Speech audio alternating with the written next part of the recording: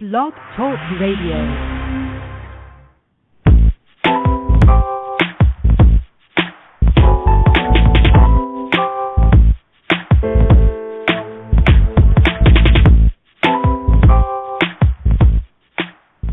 Welcome. You're listening to Perfectly Healthy and Toned Radio with your host, Darren Fatman McDuff. And now, prepare to get fat.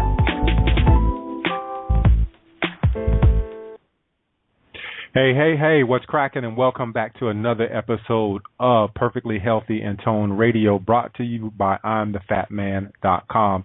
I'm your host, Darren McDuffie, and thank you for listening tonight. Tonight we got a super show, awesome show. Ray Audette is here to talk about his book, NeanderThin, and we'll be talking specifically about caveman nutrition. So it's a show that I know a lot of people out there follow the Paleo diet, but I consider Ray the godfather of Paleo. And he's going to share some tips with you about your diet, and there's some amazing stuff that we'll learn on this show.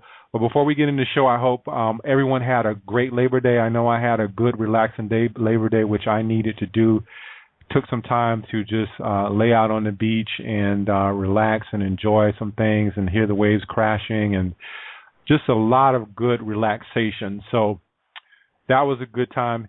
Next week, on next week's show, we're going to do a rebroadcast. There was a show that I did that I think everyone needs to listen to. I did it with a woman out of England named Juliet Scarf, and it's about the toxins in cosmetics. And I think everyone needs to listen to that.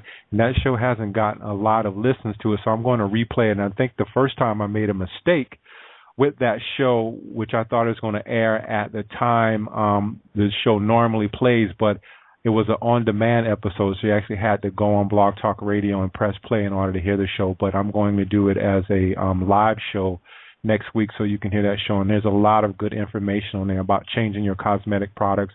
And that's not only for women, and that's for men, too. There's a lot of men that are using cologne and using a lot of different things. And we are an estrogen-dominant society, so we need to get away from that, and Juliet Scarf is going to explain to you why your cosmetics and different personal care products are hazardous to your health. So look out for that next week. And tonight, let's get into the show with Ray Audette about NeanderThin. I can't wait for this show. I heard Ray speak about 2 years ago, and it brought a lot of aha moments for me, and I'm so glad to have him on the show tonight. So without further ado, let's bring Ray on. Pleasure. Ray Audette, welcome to Perfectly Healthy and Toned Radio. How you doing tonight, man? It's a pleasure to be here, Darren. Cool. Let's get into NeanderThin. I read the book, really easy book to read. I read through it probably in about two days or so, and that's because I took a break, but I probably could have read it in one day. And I know you wrote it pretty fast, as we were talking about off the air, but I just want to ask you, what prompted you to actually write the book, and can you kind of tell us about some of the health issues that you were having before you decided to write it? Sure, Darren. About when I was 33 years old, I was diagnosed with type 2 diabetes, and at that point I had already been suffering from rheumatoid arthritis for about a dozen years, and was really tired of being sick and tired all the time. So I decided that this newly diagnosed diabetes came from my grandfather, who was half Native American. So I tried to figure out what was different about the Native American diet where my ancestors came from versus what I was buying at the local supermarket. So I decided that their diet was more natural than ours. And, of course, having been a philosophy major in college, my first task was to define my terms. So for me, nature is the absence of technology. Absent technology, I figured, I was naked with a sharp stick. So under those circumstances, what could I eat? And those were the only things I put in my shopping cart or on my plate. I was quite astounded at what happened to me at that point. Within a short time, my blood sugars went normal, and my arthritis symptoms went away within a week or two and never came back, unless I cheated on the diet, of course. So that started a process where, for the next 10 years or so, people would notice me eating funny. Of course, naked with a sharp stick, grains, beans, potatoes, milk, and sugar are not edible to any species of primate, so I never ate those. And of course, at restaurants, people would notice this and make snide comments about me, the way I ate. So I would go to the local medical library and look up things in medical journals and Xerox off a copy and then come back at these people and throw it in their face. And then when I was finished proving my point, I would take that medical journal and article and put it in a basket I kept in my closet. So after 10 years of doing this and arguing with people about Paleolithic nutrition, I had a box full of notes, and my wife told me she was going to have a baby. Mm-hmm. So I said, well, in that case, I'm going to quit my job and write my book. Now, Darren, if there's one thing I learned from this experience is never say that to a pregnant woman.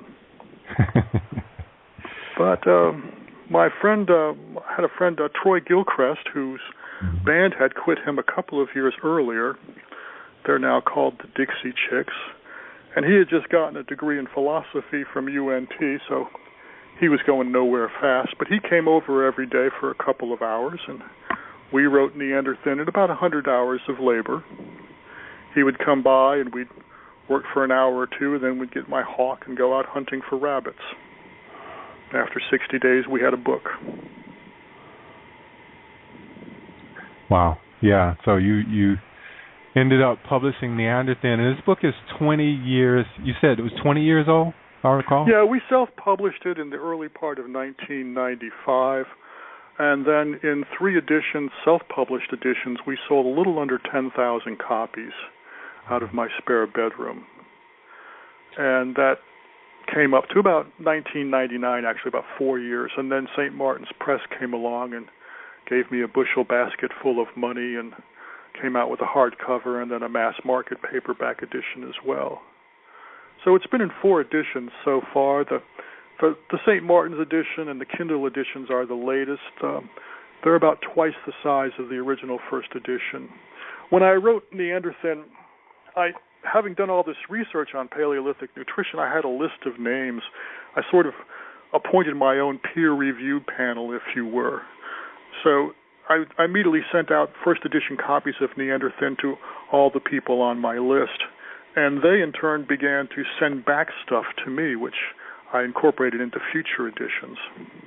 So these included people like Lauren Cordain and S. Boyd Eaton, and Mike Eads and people like that. Mm-hmm. Yeah, Lauren Cordain is considered, like, other than you, would probably be considered the foremost authority on the paleo diet right now. Right. He has about 30 or 40,000 articles in his library up there at Colorado State University. He's really, when I was writing the further editions of NeanderThin, he was really a great research resource. If I had a question about something, I could call Lauren. He'd have one of his graduate students Xerox off something for me and send it to me. He sent me whole books this way. Mm-hmm.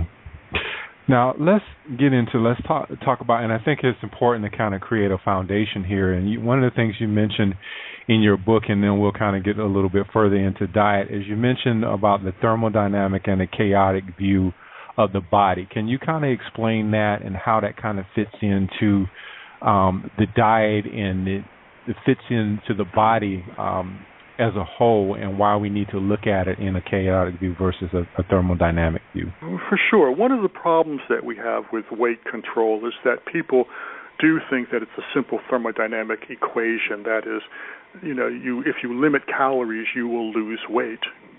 And it turns out that's not quite the case. In studies that have been done, in long-term studies on calorie reduction diets, it's been found that after 2 years, the average person who attempts a calorie reduction diet gains 15% of body mass. And that's surprising to a lot of people, but it actually follows the science pretty accurately. It turns out that regardless of the amounts of of variables. What we're looking at here is, you're eating a certain amount of variables in your diet.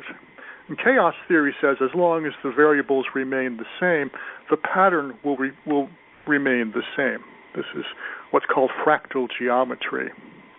Now, so that means with primates, as long as you keep the variables the same, that is, foods that are edible to primates, you'll always fall within a normal human range of weight.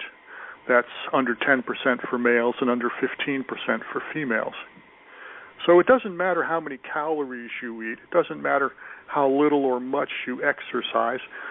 As long as you keep yourself to what's edible to primates in nature, you will always be where you want to be as far as your weight. Mm-hmm. Mm-hmm. You mentioned in the book also that primates were designed to eat meat. Can you, with all of the things that are going on with the vegans versus the meat eaters, I call myself a vegan because I love meat, but you have the vegans saying that they're... Think of it this way, Darren. Every film or video you've ever seen of a monkey or an ape, they were eating meat in the form of insects. Mm-hmm. They call that grooming. And it turns out that primate species spend more time in grooming than they do gathering fruit. And this is not surprising when you consider that primates evolved out of insectivores, and the earliest forms of primates, tarsiers, eat no vegetable material at all. Now, of course, within the 80-some-odd species of primates that we recognize, there are a wide variety of eating patterns. But regardless of that, none of them are capable of eating grains, beans, potatoes, milk, or sugar without some form of technological intervention. Mm-hmm. And if you further look at primates, you can tell how much meat an individual species of primate eats by the shape of their hands. The monkeys and the apes that have the most human-like hands are the ones that eat the most meat. Apparently, this opposable thumb thing that we have is not really the ideal for swinging through the trees, but it is the ideal for holding on to dinner that's trying to get away from you. Mm-hmm. Now, you took that a step further in the book, and you talked about how we are omnivores, how we're designed to eat meat, and we're designed to eat some other things. Can you talk about that? Oh, sure. We are designed to eat the things that are edible to primates, but moreover, we are also evolved to eat red meat. In my book, I have a chapter where I describe all of the unique characteristics of an hominid, a human, what separates us from the other apes. And it turns out that all of these are red meat adaptations. Everything from the shape of our brains to our bipedalism to the shape of our guts.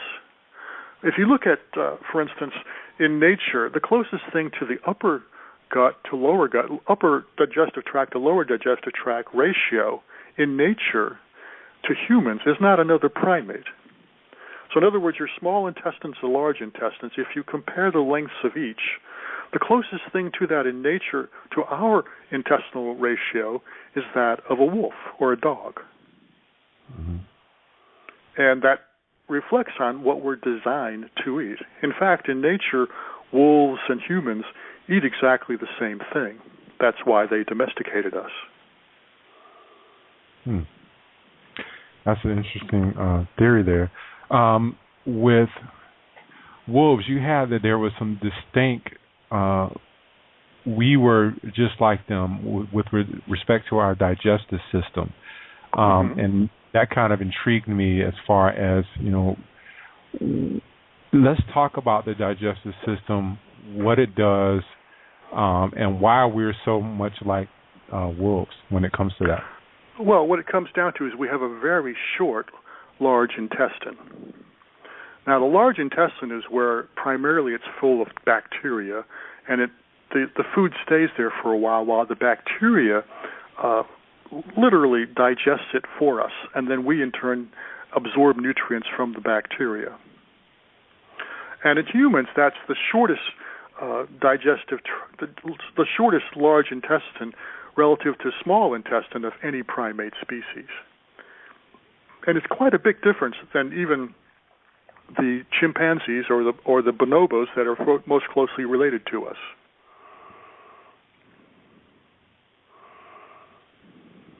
Now, you mentioned also with digestive issues, we're talking about the digestive system, digestive issues, and in your book you said the digestive issues actually started coming about in the 1800s, and now here we are, we're in 2014, and there are more and more people, actually I would say 99.9% of the population has digestive issues. What would you correlate with that? Well, it's like any other sort. I consider those things to be autoimmune disorders. Somehow your body is responding to something that in nature would not be there, and that response is harming you. So autoimmune disorders kill 95% of people in Western society, and they are virtually unknown in nature. Mm-hmm. And what you had, autoimmune diseases, you had rheumatoid arthritis, and diabetes is also considered an autoimmune disease. Can you kind of explain autoimmunity? Because I know a lot of people sometimes an autoimmune disorder is where there's no pathogen involved. There's no virus or bacteria that gives you this disorder. So most of the things like heart disease, diabetes, cancers, all of these are now considered to be autoimmune disorders, and they all have aspects of autoimmune responses associated with them.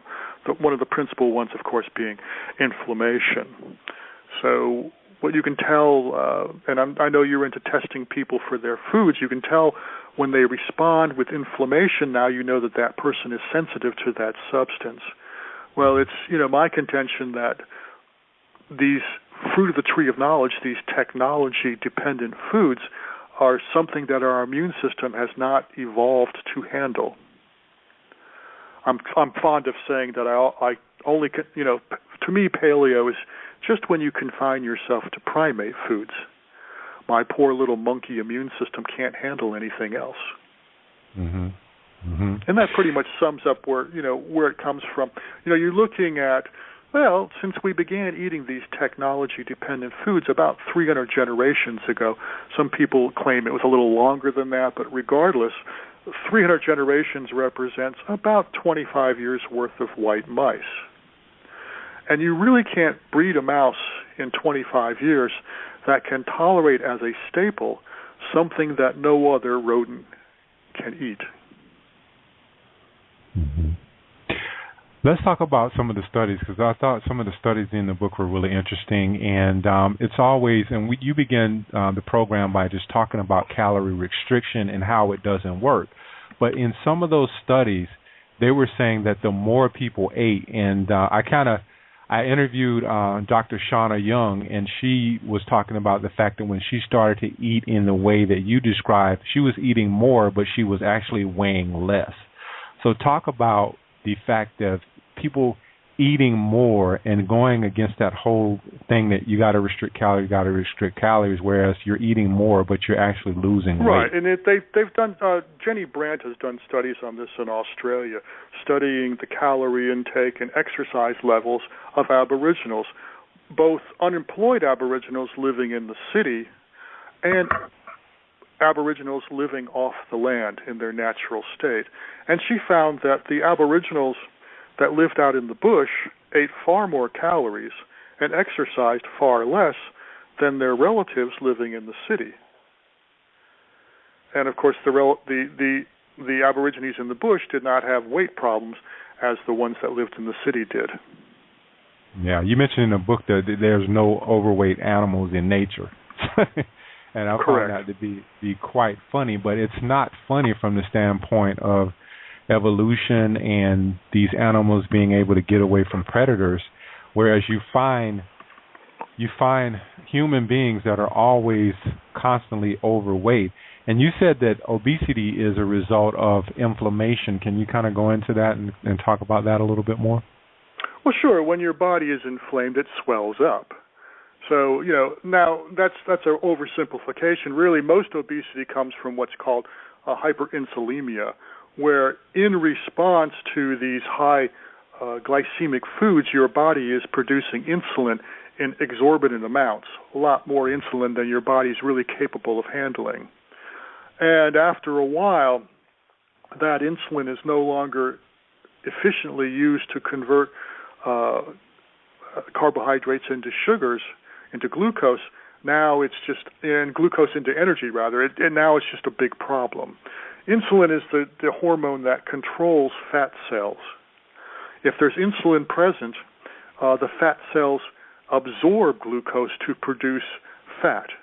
If there's no insulin present, if you're in a state of ketosis, the opposite occurs. Now the fat cells, the valve turns the other way, and you release fat into the body in the form of ketones. Mm-hmm. And the body does, most cells can equally prosper on either glucose or ketones. It's a very important factor in the way that the body metabolizes food. Is for instance, in the morning you wake up, you have morning breath. Okay, when you have morning breath, that indicates you're in ketosis. So as you sleep through the night and you don't snack in the middle of the night, your blood sugar levels fall until you start burning fat. And the fat picks it up so that when you wake up in the morning, you have the energy to get out of bed. And you talked about, this is I guess Jimmy Moore just came out with a book called The Ketogenic Diet, and this is the basis for the ketogenic diet. But way before Jimmy Moore actually wrote Keto Clarity, you mentioned one of the people in the book, I think it's Bill Stephenson, where he actually came along this diet, living with Eskimos. Phil Hartmer Stephenson was a famous Icelandic American explorer. He was the last European American to discover new land in the Americas back in the 1920s. But he was most famous because in 1906 he went to live with the Eskimos, the Inuit, and never ate vegetables again. So they actually did a bunch of studies on him to see what would happen from an all-meat diet, and everything turned out to be very, very positive for him and the other people that they tested for a year.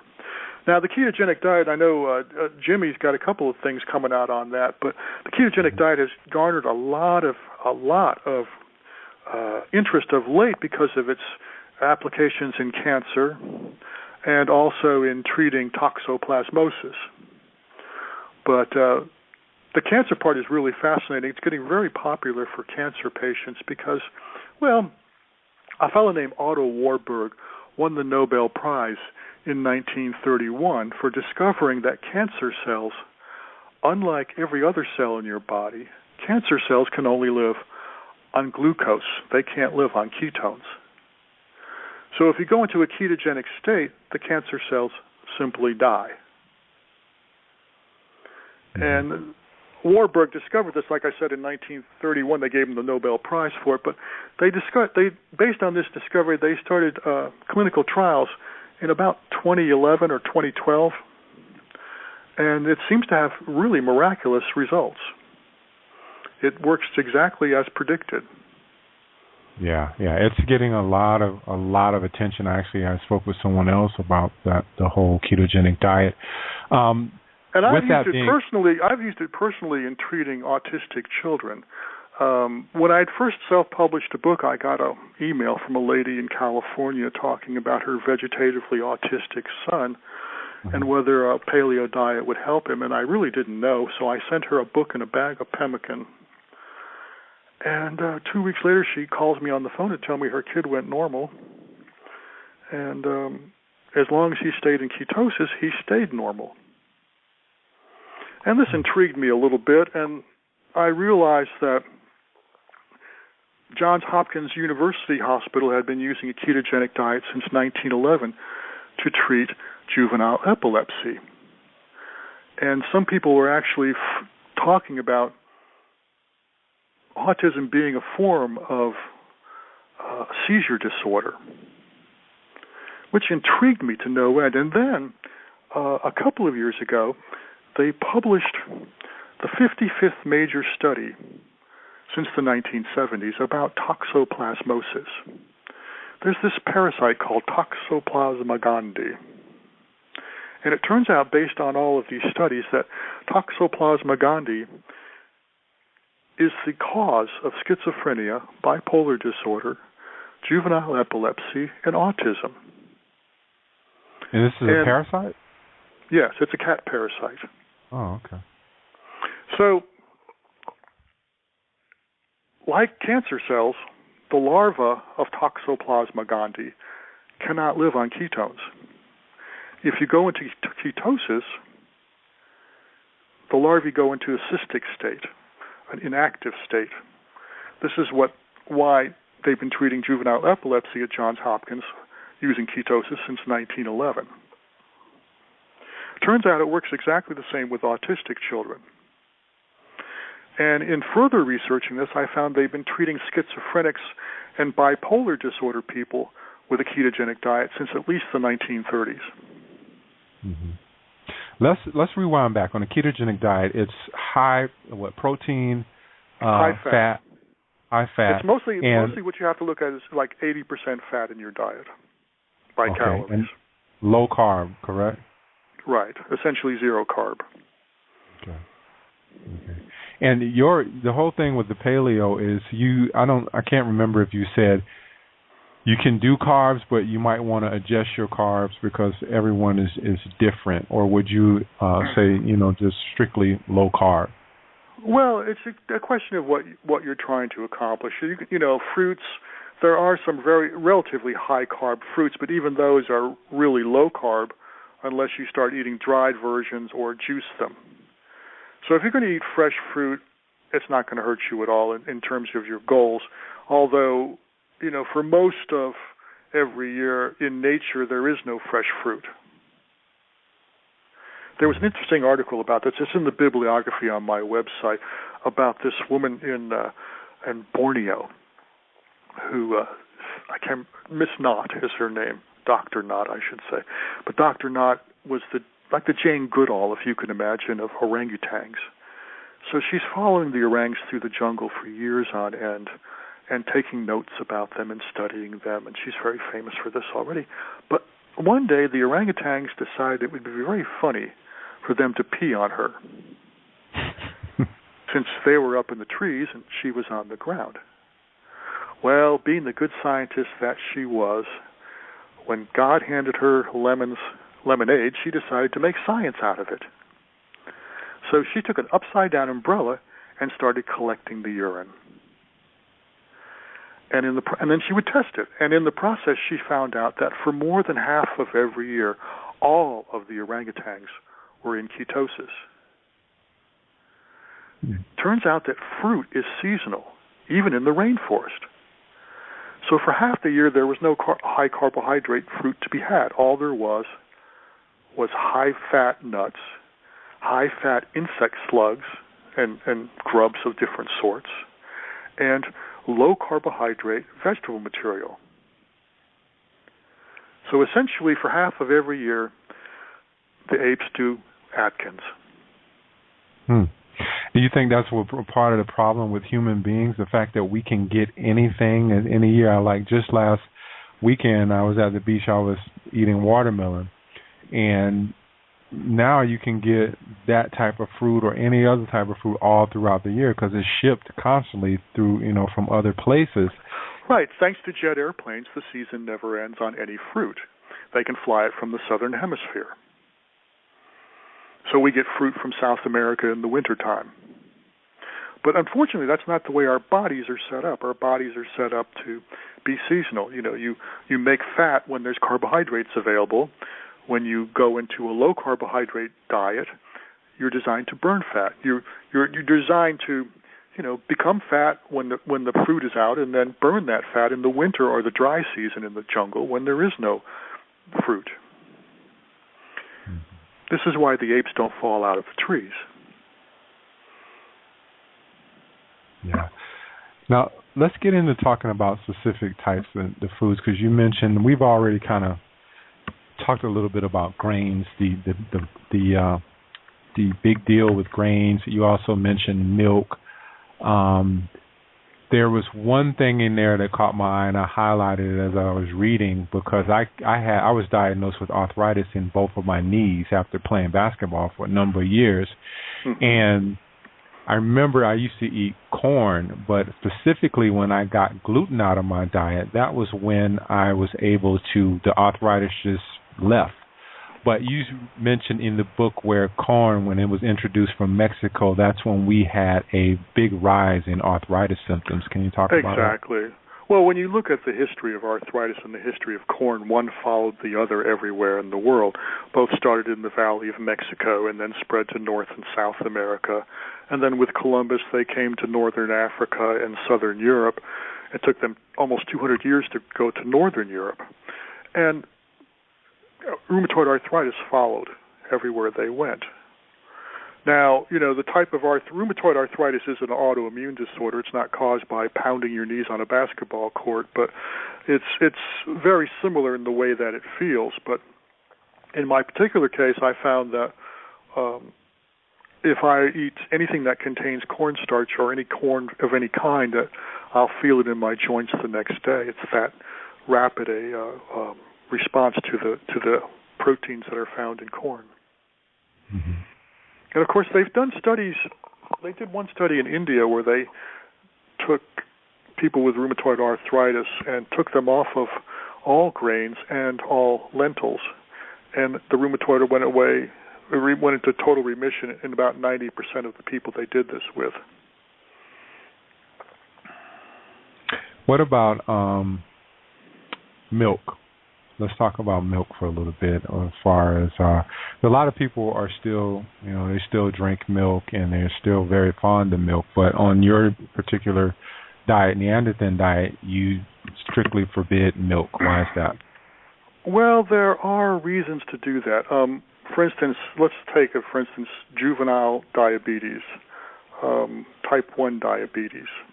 Type 1 diabetics invariably have an immune system response to a particular type of milk protein called bovine insulin. Bovine insulin is very close to human insulin, except that it's designed for cows.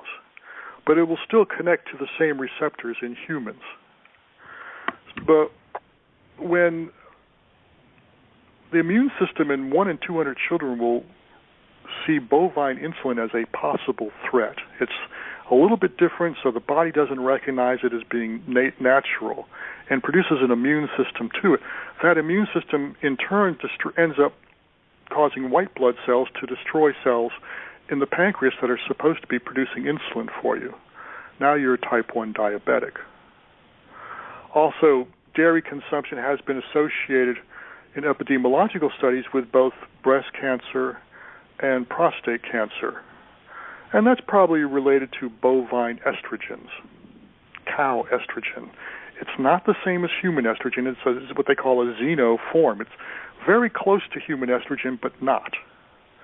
And, you know the effect of, the hormonal effects of lactation resulting in breast tissue development.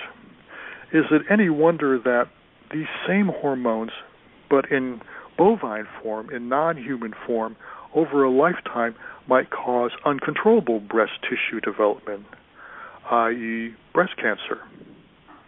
Mm-hmm. Now, the Harvard Nurses Study, which is the largest nutrition study ever done, also took a subset of the nurses and checked out their risk for, they checked out their bone density.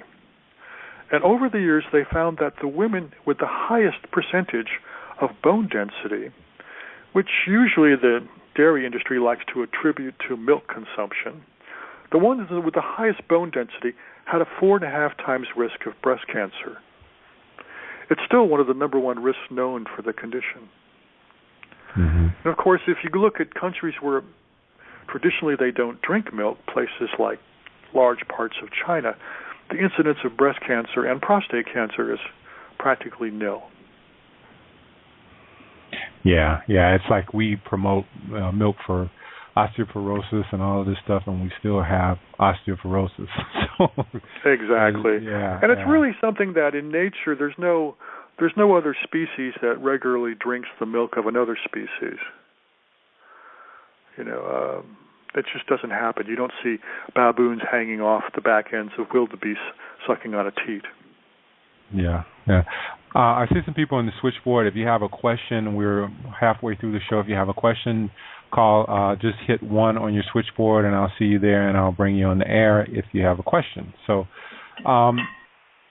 Ray, let's talk a little bit about, you mentioned Pemmican, and I don't think that I know what Pemmican is, but I don't think that a lot of people know what Pemmican is. Can you kind of talk about what it is and how it's probably one of the most nutritious things you could probably eat? Well, sure. Pemmican is dried red meat that's been dehydrated.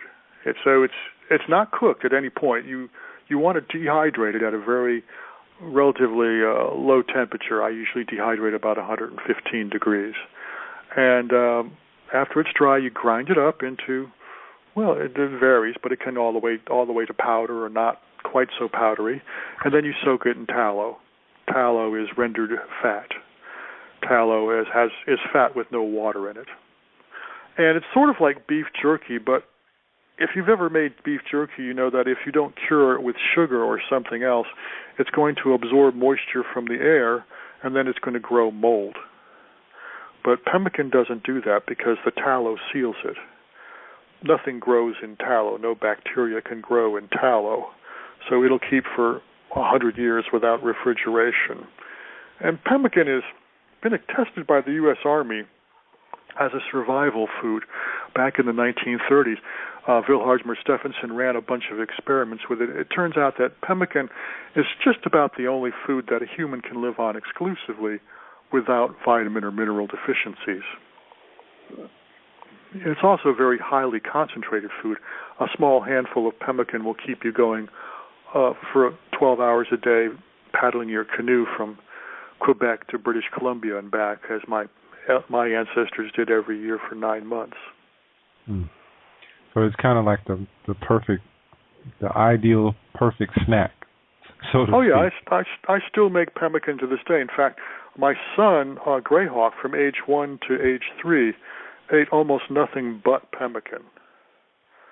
And of course, he's 19 now, and I've never seen anyone quite as buff as he is, and which is amazing because I've never seen him work out.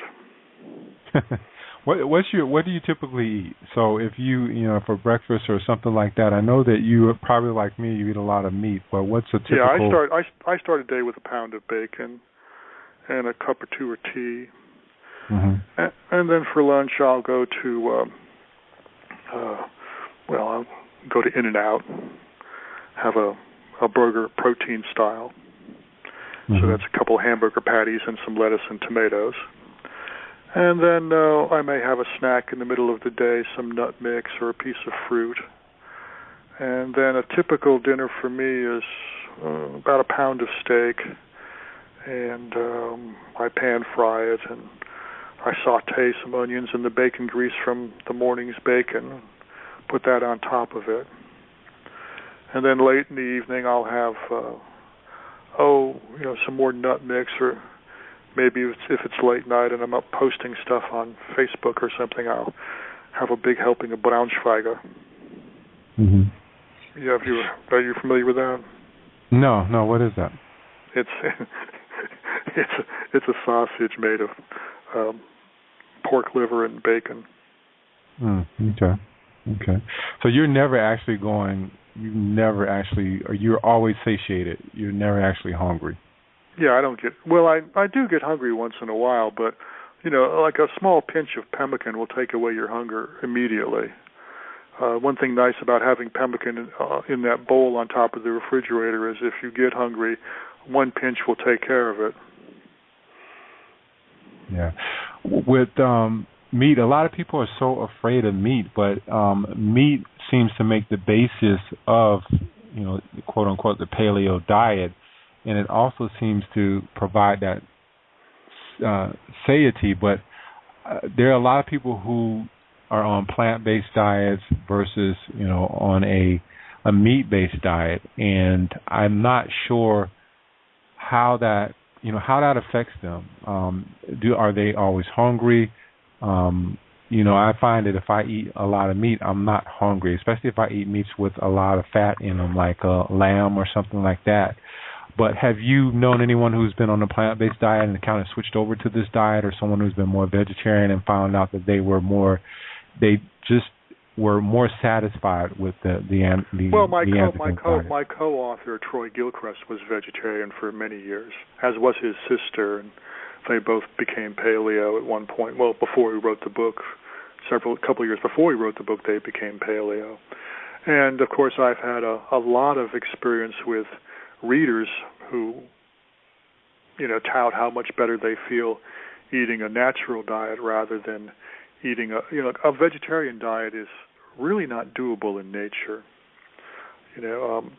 There's to be a vegetarian requires that you eat technology-dependent foods. It's really no way around it. Without grains, beans, potatoes, milk, and sugar, it's nearly impossible to be a vegetarian. Although there are some that try to eat what they call a raw vegan diet, but without jet airplanes, that isn't even possible. Yeah. Why do you think we have so much stigma with meat now? People are so afraid of meat. Well, there's a lot of, vegetarians are the most profitable of eaters. And the marketing, the profit generates a lot of marketing effort. Meat tends to be a lot less profitable than vegetable crops. But unfortunately for the vegetarians of this world, 2/3 of the world's arable land, that is 2/3 of the world's farmland, is not capable of raising vegetables. It's what they call permanent pasture. So, a basic misunderstanding of the economics of farming leads to a lot of people making assumptions that strictly aren't true. But of course, the vegetarians tend to be very good propagandists. I mean, look at it this way. Do you know who the most famous vegetarians of the 20th century were? No, I don't. Who are they? Hitler, Mussolini, Stalin, Pol Pot, and Gandhi. Gandhi alone killed more than 10 million people in 1 year. But, they promote this stuff. Of course, every morning the pigs thank Allah that after thousands of years of persecution, they still outnumber those that would call them unclean. So there's a lot to be said for bacon. Mm-hmm. Mm-hmm. Yeah, people are really, really afraid of, of eating meat. You mentioned beans, and we didn't get to talk on that. I actually didn't know the peanut was an actual bean, but there are some things, and I steered clear of peanut butter a couple of years ago. And but there's some talk about beans and peanuts and why someone adopting the NeanderThin diet would want to stay away from those. Well, beans are not edible when raw. That's why we call coffee berries beans. I mean, they're not really beans, but you really can't eat them raw. For instance, if you were to eat raw soybeans, it would make you very, very ill. By definitions, beans contain neurotoxins, that is, brain poisons, as well as what they call metabolic disruptors, things like phytoestrogens that prevent anything that would eat them from reproducing or to thrive. So the reason that this is why the presence of these neurotoxins have led to an association between legume consumption and both Alzheimer's and Parkinson's in epidemiological studies. And of course, when you look at, you mentioned peanuts. Peanuts are one of the major sources of aflatoxin contamination. Aflatoxin is it comes from a rust, a fungus that grows on peanut shells. You've seen that black stuff on the peanut shells? Mm-hmm. That's asperilla rust. It produces aflatoxin. Now, the federal government allows 15 parts per billion of aflatoxin for human consumption, but they have found much higher levels than that out there. It's part of the reason why pancreatic, liver, and esophageal cancers, which are most closely associated with aflatoxin contamination, are right now the fastest growing cancers in the U.S. in terms of cancer rates. Yeah. I think we have a question. Let me bring them on. Sure. Here. Hey, caller from the 954. You're on the air. What's your name and where are you calling from? This is Terry from Pembroke Pines, Florida. Hey, Terry, how you doing? Good. How are you doing? I am doing fabulous. What's your question for Ray? Awesome. I'm really enjoying this conversation, but the question that I have is about the nitrates in the meat products now, and can you address what the nitrates will be doing to the body?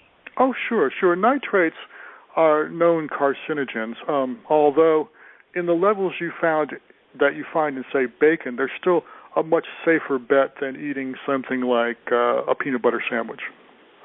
Okay. So if there's an article if you go to NeanderThin.com, there's a bibliography, and you'll see an article there by a fellow named Bruce Ames out of UC Berkeley.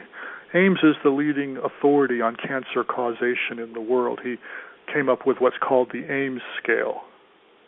The Ames scale is where you compare, a 1 in an Ames scale means that 1 out of a million exposures will result in cancer.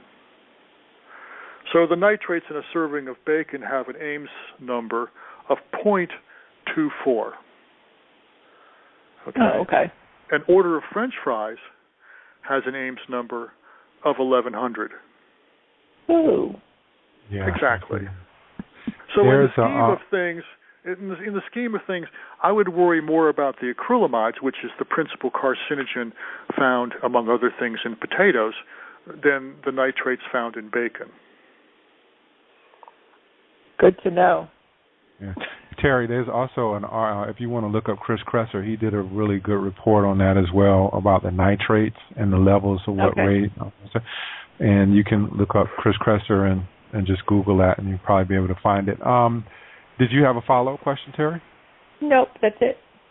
All right. Thanks, Thank you for calling in. Thanks. Yeah, I've always wondered about that myself, Ray, about the nitrates, and I came across Chris's article I Googled it one day and read his article, and it kind of touched on what you were saying as well. Another thing... This relates directly to, in my book, I kind of recommend organic produce and whatnot, but when it comes right down to it, I say that... there are bigger things to worry about than whether or not your produce is organic. In other words, if it results in you eating less, don't pay attention to those labels. Mm-hmm. It's sort of like grass-fed meat versus the regular meat. It's like the difference is so small compared to the difference between being paleo and not that I wouldn't worry too much about that. If that's what you can afford to eat what you can afford to eat, and don't worry about the fancy schmancy organic stuff at the Whole Foods. Mm-hmm. Yeah, do the best you can do for now. That's what I always tell people. Right, and like the difference between eating organic produce and eating just the worst chemically contaminated crap you can buy is tiny, minuscule, compared to avoiding things like aflatoxin from peanuts or corn products, or avoiding things like acrylamides. Acrylamides are what you get when you heat starch past 140 degrees. Acrylamides are the number one carcinogen actually found inside of humans. Yeah, you mentioned specifically when you were talking to Terry about French fries, but you also talk about potatoes in your book too, and that was the last thing I wanted to touch on. You gave a good segue into that, why potatoes aren't the most ideal food to be eating. Well, when you start right off, the typical potatoes that you buy in the market are the most chemically contaminated food you can buy in America. Now, they're contaminated with pesticides and herbicides and, of course, inorganic fertilizers of various sorts. And then once they're in the warehouse, they're sprayed with fungicide. All of these, of course, are carcinogens, known carcinogens. But were you to go to the fancy store and buy the organic potatoes, they're actually more carcinogenic than the ones with all the chemicals. Because it turns out that the fungus that results is 10 times more carcinogenic than the chemicals they put on to prevent the fungus. You're going to make me give up my potato chips, man. Oh, you don't. Well, when you think about it this way, Darren, the crunchy part of complex carbohydrates is acrylamide. Okay, now they've discovered that there was a relationship between grain and cancer back in 1843. A man named in the University of Paris Medical School named Stanislaw Tonchu discovered that the best way to predict epidemiological cancer rates was per capita grain consumption. 1843. And that's still true today. But they didn't discover why until 2001. Back in the late 90s and early 2000, they took blood samples from 3,500 people in Europe looking for carcinogens. And they found that 90% of the carcinogens found inside humans were acrylamide. Acrylamide happens anytime you heat starch past 140 degrees centigrade. It's the crunchy part of complex carbohydrates. So anything that's crunchy made from carbohydrate is very carcinogenic. Let's take an example, for instance. It would be dog food. You know, everywhere you go, you get this crunchy dog food. It's made from grain, and they bake it. It's crunchy, and the dog loves it. Cleans their teeth, they claim. Well, it turns out in the United States, dogs have more than 4 times the cancer rates of humans. Ask your vet. Yeah, that's why we switched our dog over to a raw food diet. Our dog does not eat any grain. Another one of my readers is Dr. Billinghurst in Australia, the guy that invented the barf diet. He's one of my readers contacted him via email, and turns out he's been eating NeanderThin for quite a while now. Yeah. Last question for you: if you were faced with a situation where you had to lose, let's say 40, 50 pounds to regain your health, which I know you've probably done this, what's first thing you would do? Get into ketosis and stay there. It's the most natural way to do it. And that's really going towards a high-fat diet, protein. Eat as much fat as you can. Remember, the thinnest people in the world live over in Africa. They're called Tutsis. Okay? You've heard of the Watutsi? Exactly. There's another study in my bibliography about the Samburu tribe. The Samburu tribe eats no vegetable material at all. Their diet is 65% by calorie saturated fat. They are the thinnest people in the world. And they eat considerably more calories than the average American. And in Samburu culture, it's considered unmanly for a man to break a sweat for any reason. And you look at that and compare that to people that eat a traditional low-fat diet and exercise 6 hours a day. They live over in Japan. You know what they call them, don't you? Sumo wrestlers. Exactly. So you want to eat like the Samburu, the thinnest people in the world, and not eat like the sumo. Yeah. That whole low-fat thing was the greatest trick ever played on Americans anywhere. Well, and if you want to see where that came from, you can go rent the movie The Road to Wellville, and you'll learn more about John Harvey Kellogg than you really wanted to know.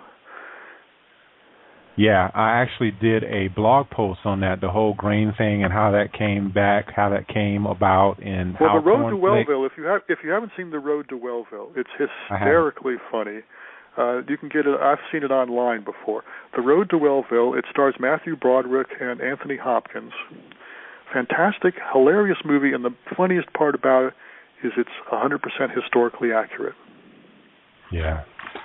Yeah, it's crazy because I remember hearing about that, and I went and I did some research on the whole Kellogg thing, and then I wrote 2 blog posts. One is called Serial Killer Part 1 and 2, and they're on my blog about the whole low-fat thing and how cornflakes were invented and what they were invented for. It's nuts. But Ray, thank you for being on Perfectly Healthy and Tone Radio, man. I really enjoyed this conversation. It's always nice. Very good. To talk to someone. I'm grateful that people like you still want to hear from me after almost 20 years, and that, thanks to Kindle, I'm still getting a check every once in a while from this book that I spent 100 hours slaving over, and course, I'm very active on Facebook and a couple of other forums out there, and I always tell my readers, if you have a question for me, don't hesitate to ask. Yeah, you're my fan on Facebook. If anyone else wants to connect with you, they can connect with you at Ray Audette, R-A-Y, and A-U-D-E-T-T-E. You can connect with Ray, and he always puts out a lot of good information. So go and connect with him. But thank you, Ray, for being on Perfectly Healthy and Toned Radio. And go out and grab Ray's book. It's a really nice read, and it gives you a lot of good information to think about. And last I looked, you could get a hardcover for $1.45 on Amazon used. Oh, I didn't get the hardcover. I actually got Kindle. I love Kindle because I can highlight. Oh, very good. Well, there's a bunch of used copies. People tend to pass them along, and so every once in a while, the Goodwill somewhere has it on sale for $1.45 on Amazon. Yeah, I always get my books used on Amazon. It's a good thing. But again, Ray, thank you for being on, man. Thank you for dedicating your time and getting the information out there. And if you ever get paid on the Godfather Paleo, I just want a little bit of credit for that. But you are the Godfather of Paleo. Well, thank you so much. All right. Thanks, Ray. Good night. All right. Good show. A lot of rich information on there. And like I said, next week we'll have a rebroadcast of a show with Juliet Scarf. Juliet is actually from England, and she'll be talking about cosmetic products. And I know there's a lot of women out there who are having issues with their hormones, and one of the big things about that is that most of the time it's your personal care products that are adding to your what I call your estrogen dominance factor. So that'll be a rebroadcast of the show. It's a really good show, and we go into a lot more than just talking about cosmetics. And you can listen to that show. And then the week after that, we'll actually have Raw Feeding Miami. For those of you out there who have pets, we'll have Carla on, and Carla's going to be talking about Raw Feeding Miami and how she came up with the idea to start her own company and start offering raw food to dogs. And she also offers grass-fed stuff, which I get from her here in Miami. And she will also ship food as well to you if you're interested in getting grass-fed meats as well. And it's also at a very good price. I usually get stuff from her all the time. So until next week, same fat time, same fat channel. Thank you for listening to the show tonight, and I will see you next week. Peace.